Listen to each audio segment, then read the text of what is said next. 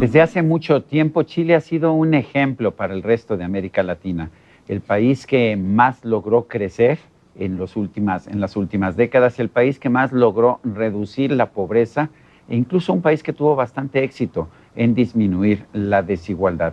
Y sin embargo, después de una serie de violentas manifestaciones en Chile, el gobierno ha convocado a unas elecciones para una asamblea constituyente de la que tendrá que salir una nueva constitución para este país.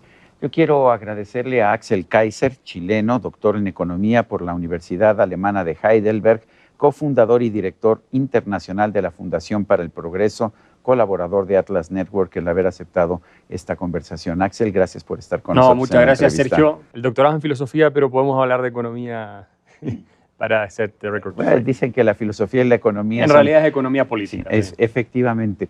De hecho, así empezó la economía, como una forma de hacer filosofía. Pero a ver, vamos a hablar de Chile. ¿Me equivoco o realmente Chile ha tenido un éxito extraordinario y tiene el mejor nivel de vida de América Latina en estos momentos o uno de los mejores y ha tenido mucho éxito en todo lo económico? ¿Por qué se necesita una nueva constitución? Tienes toda la razón, Sergio. Es reconocido por organismos internacionales distintos. Chile redujo la pobreza, lo hemos dicho muchas veces, del 60% a un 8% en 40 años. 8%, porque en México estamos cerca del 50%, tenemos un 45%. Para que tú veas la diferencia que hay todavía entre lo que es Chile, que es el país más próspero de América Latina, y naciones que también han progresado como México, pero que les queda mucho más por progresar todavía. Nosotros el ingreso per cápita lo multiplicamos por 4 o 5, digamos, hoy día estamos un poco más de $20.000 per cápita. La movilidad social es parecida a países desarrollados cuando la mía es entre generaciones. El mismo Gini, que a todo el mundo le gusta como indicador de desigualdad, cayó de manera importante entre el año 90 y el año 2015. Y todas esas cosas, ¿no es cierto? El índice de desarrollo humano es el mayor de América Latina en Chile.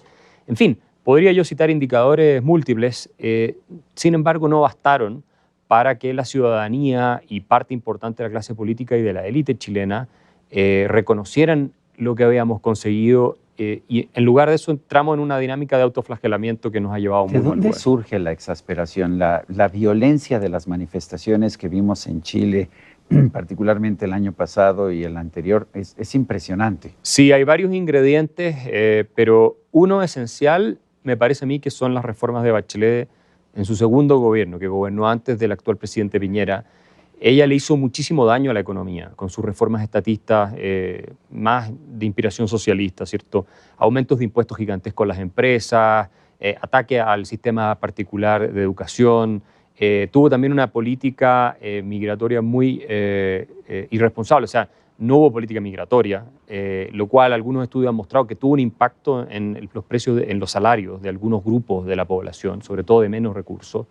Pero sobre todo fueron, yo creo, los ataques a las empresas, los ataques a la inversión, los ataques, ¿cierto?, con estos impuestos. Disminuyó la tasa de crecimiento económico. Colapsó. La tasa promedio de los 4 años anteriores había sido 5,3 y con ella fue 1,8, que es prácticamente cero cuando uno toma el crecimiento de la población. Entonces, finalmente, lo que ocurrió es que los salarios reales dejaron de crecer en Chile por muchos años. Pero si el problema eran las políticas de izquierda de Michelle Bachelet, ¿por qué vimos una rebelión de gente que quería más políticas de izquierda? Bueno, lo primero fue que eligieron a Piñera, ¿no? Y Sebastián Piñera de centro-derecha prometió tiempos mejores, ese era el eslogan de su campaña. Entonces la gente tuvo la esperanza de que él iba a restaurar esa prosperidad perdida y no lo logró, no lo hizo, tampoco fue astuto, no supo moverse, no tuvo mayoría en el Parlamento, fue muy tímido, muy timorato, un poco como fue Macri, ¿no? Que terminó no haciendo nada. En Argentina. Exacto. Mauricio Macri.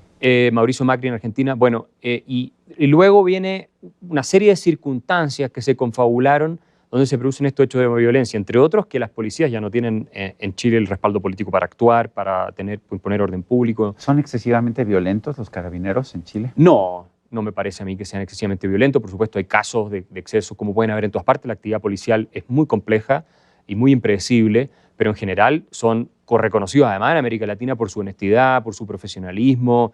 Toda la gente que viene de otros países me dice, bueno, acá no puedes sobornar a los policías. Chile era siempre una excepción en esa materia. Y hasta el día de hoy son gente bastante íntegra, pero la narrativa, el discurso que se ha instalado, más digamos, sistema judicial que es bastante ideologizado, yo diría, en estas materias, y una prensa que tampoco ayuda, los han paralizado. Entonces tampoco es fácil imponer el orden público. Y además hay que decir, había mucha frustración entre ciudadanía chilena que me parece justificada, no solo porque sus condiciones de vida no mejoraban producto de las reformas de Bachelet, que ellos no lo entendieron así después, sino que se instaló la idea de que Chile era desigual y por eso se había producido la crisis. ¿Es desigual Chile? Bueno, como todas las sociedades del mundo, tal vez un poco más desigual que otras, pero estamos en el promedio de América Latina, hemos reducido mucho la desigualdad. Y en todo caso, a mí me parece que la desigualdad no es el problema es siempre que haya pobreza. Lo que veo es ¿no? que en las cifras es que la desigualdad es menor en Chile que en un país como México, por ejemplo. Sí, que México, que Brasil, que muchos países de América Latina somos más iguales en el sentido de la distribución de ingresos, también en el sentido de la distribución de patrimonio, somos más iguales incluso que algunos países nórdicos. Pero sobre todo ha habido una disminución enorme de la pobreza, ¿no es así? Eso es lo más increíble, que nosotros hoy día tenemos un nivel histórico en términos de la poca pobreza que hay en Chile. Y ahora va a empezar a aumentar, porque como hemos destruido sistemáticamente las instituciones, como los fondos de pensiones privados y otros, que permiten el crecimiento económico que saca a la gente de la pobreza, y la libertad económica seguro que va a aumentar. La rebelión empezó con algo que me parece casi risible, un aumento en el precio del metro de Santiago, pero ¿es que es muy caro el metro de Santiago? ¿El aumento fue excesivamente alto? No, yo creo que eso fue una cuestión marginal, fue tal vez una chispa que terminó por encender la pradera, pero Bachelet había aumentado más el precio del metro que lo que aumentó Piñera y no pasó absolutamente nada. Yo creo que eran varios años ya de estancamiento económico, insisto, en que los salarios reales dejaron de crecer y venían creciendo fuertemente, producto de la reforma de Bachelet que Piñera no corrigió, y eso sumado a un discurso muy autoflagelante de que Chile es una sociedad injusta, inmoral. La narrativa es muy importante en esto, Sergio. Escribiste sobre el tema, sí, precisamente. Sí. Yo escribí sobre ese tema y yo fui uno de los que predijo que esto podía pasar, digamos, varios años antes. Y cuando tú entras en un estado depresivo, ya sea como sociedad o como persona, terminas por tomar malas decisiones y algunas veces terminas, en el peor de los casos, suicidándote. Eso ocurre a nivel individual y ocurre a nivel social. Y creo que Chile va por un camino suicida. ¿Es tan mala la constitución actual de Chile? ¿Es cierto que es una constitución de una dictadura? No, hoy en día es completamente insostenible el argumento de que es una constitución de dictadura. Eso lo dice la izquierda extrema. No hay ningún constitucionalista serio que yo conozca que lo sostenga porque esta constitución es la más reformada de la historia del país. No hay una constitución más reformada que la actual y del texto original de la constitución de 1980 prácticamente no queda nada. Quedan un par de instituciones que, por lo demás, la constitución actual lleva la firma de Ricardo Lagos, el presidente socialista, que hizo las grandes reformas, decenas de reformas, de 50 reformas, que llevan, además de las que se habían hecho antes, ¿cierto?, el año 2005, lleva la firma de él y él lo declaró, que por fin teníamos una constitución a la altura de los países democráticos. Entonces, eso es un argumento espurio que no resiste ningún análisis. ¿Qué esperas de la nueva Constitución? ¿Qué podemos esperar? ¿Cómo son las reglas? Tengo entendido que tiene que haber mayoría de 2/3 partes de la Asamblea Constituyente. ¿Qué podemos esperar de la nueva Constitución? El problema, Sergio, es que la Constitución actual tiene algunas normas que son fundamentales para la estabilidad económica y política del país. Por ejemplo, la independencia del Banco Central y la prohibición del banco de comprar deuda pública para financiar al gobierno, básicamente, ¿cierto? Y ese tipo de normas, como también las leyes de indemnización en caso de expropiación, la iniciativa exclusiva del presidente en materia de impuestos y gasto social o gasto público, todas esas cosas, ahora como empezamos de cero, puede que no estén en la nueva Constitución. Y si tú destruyes alguna de esas instituciones o no las dejas establecidas en la Constitución con quórum alto para poder ser modificada, va a quedar a criterio de estos políticos populistas que tenemos hoy y puedes tener el resultado de que Chile deshaga en muy poco tiempo lo que le costó tanto construir. Entonces, yo no espero nada muy bueno de la próxima Constitución. Tenemos el caso de Argentina. Argentina llegó a ser el país más rico del mundo en un tiempo y después estaba entre los 10 primeros del mundo y eso lo mantuvo durante décadas. Hoy es un país como el resto de los países de Latinoamérica, un país pobre, es un país incluso inoperante en muchas cosas.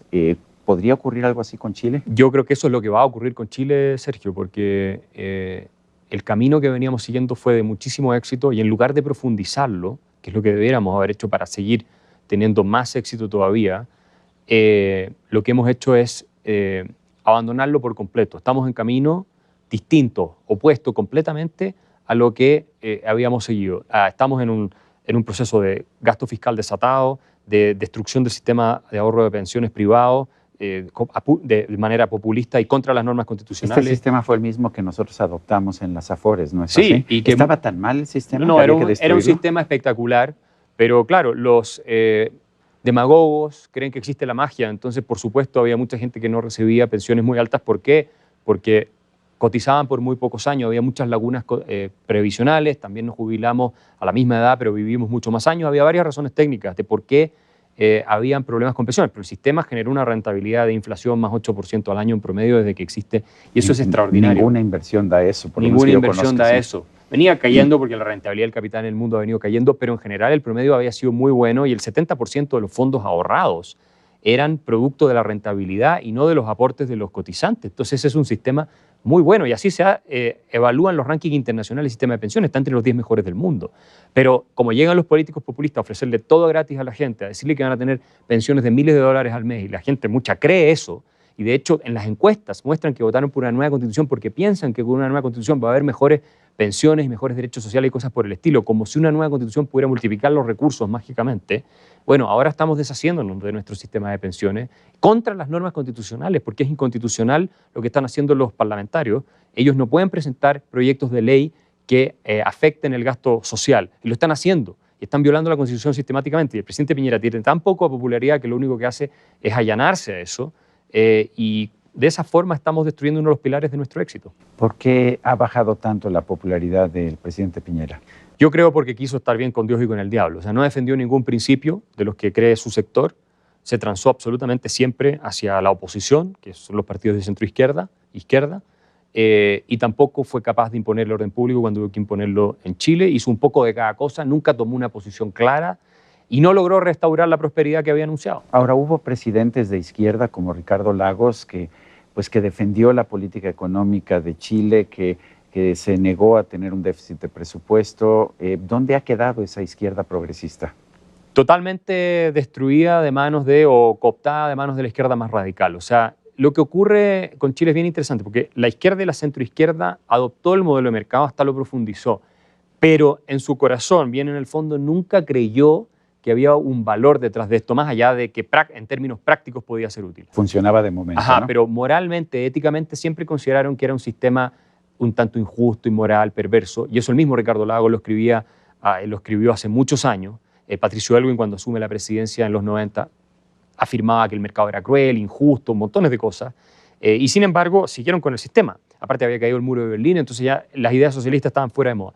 Pero con los años volvió un grupo de izquierda muy radical, en gente joven, ¿cierto?, que puso en jaque a lo que era la concertación, y también una izquierda antigua que estaba ahí del Partido Comunista y otros que nunca abandonaron el discurso de que había que destruir el sistema que ellos llaman neoliberal en Chile. Y con lo que están haciendo ahora van a generar mucha más pobreza, mucho más sufrimiento a la gente más vulnerable, los capitales se están yendo del país, se van a ir cada vez más, a mí no me cabe ninguna duda, y va a haber menos oportunidades, la gente de Chile va a terminar emigrando a otros países con mejores oportunidades.